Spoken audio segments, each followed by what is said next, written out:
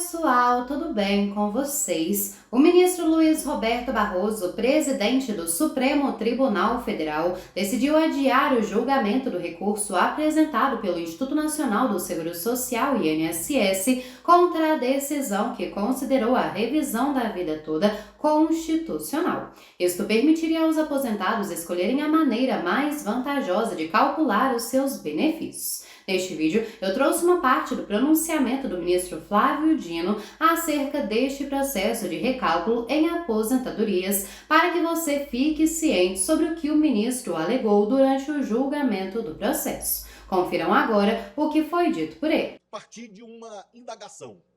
É claro que, ao interpretar um sistema jurídico, é não só legítimo, como imperativo, que nós levemos em conta fatores econômicos. O consequencialismo é uma exigência emanada diretamente da Lei de Introdução às Normas do Direito Brasileiro, marcadamente o artigo 20. Então, nós não podemos ignorar argumentos relativos à economia, à estabilidade do país, certo?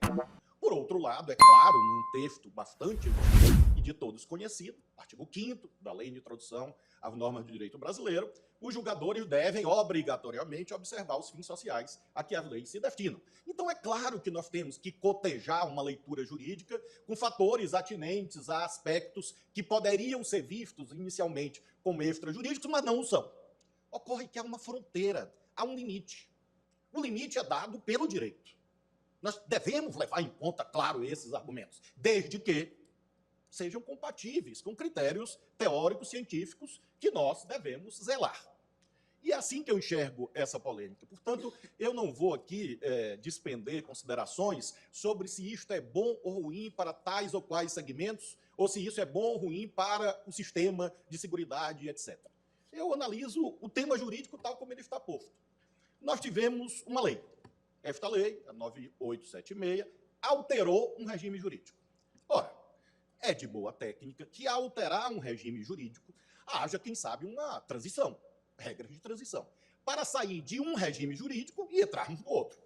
A pergunta que faço a este tribunal: o regime jurídico que vigorava no nosso país antes da 9876 previa o cômputo de todas as contribuições?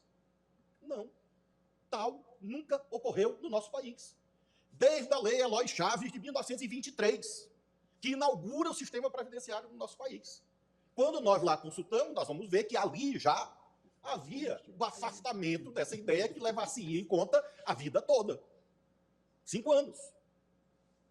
1923 eram os 5 últimos anos de contribuição dos trabalhadores ferroviários. Quando eu era bem criança, e já se vão mais anos do que eu gostaria, vigorava a consolidação das leis da Previdência Social, de 1984. Ali havia o cômputo da vida inteira do segurado? Também não.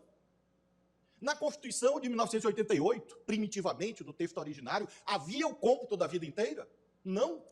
Na Lei 8.213, obviamente, regulamentando a Constituição de 88, tampouco havia. Então, nós temos, a meu ver, uma incompatibilidade conceitual, científica. Não se cuida de interpretar uma regra de transição de um regime pré-existente para um novo regime. Por uma razão simples: esse regime da vida inteira jamais existiu até a Lei 9876. Ele não existia na ordem jurídica. E nós não temos autorização para criá-lo agora. Porque isso implicaria, na verdade, uma atividade primariamente normativa. Uma atividade materialmente legiferante. E nós podemos até desejar fazer, mas não podemos fazer.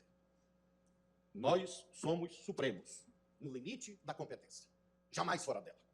E por isto é que eu não vi, li, estudei, analisei toda a produção sobre isso, decisões das cortes de direito infraconstitucional, ouvi o voto do ministro Alexandre de Moraes com muita atenção, e não consigo enxergar a não ser um desejo justo, eventualmente, um desejo razoável, de criar uma norma nova. E não vejo, portanto, razões para tanto. O regime existente antes da Lei 9876 não era de vida toda. Era de 36 últimas contribuições. E se, portanto, nós considerássemos que o artigo 3º poderia ser objeto de opção, estamos nós a criar um sistema jurídico onde não havia. Definitivamente não havia. E, portanto, não vejo cientificidade para suportar esse raciocínio. Eventualmente, ele pode ser agradável, mas ele não é data vênia jurídico. Essa é a razão, senhor presidente, pela qual considero que as duas regras válidas devem ser observadas, tais como postas, tais como o legislador definiu há 2 décadas e meia atrás. Uma é a situação objetiva regida pelo artigo 3º. Outra é a situação objetiva regida pelo artigo 29. E não há ali nenhum suporte, tampouco na Constituição, tampouco no conceito de direito transitório, para nós criarmos um terceiro regime jurídico que jamais existiu no direito brasileiro, a chamada vida toda. E por isso mesmo eu considero que nós não devemos fazer uma interpretação casuística, e sim uma interpretação sistemática, científica, para zelar pela coerência interna do sistema jurídico, que, de resto, é a principal missão de uma Suprema Corte em um país.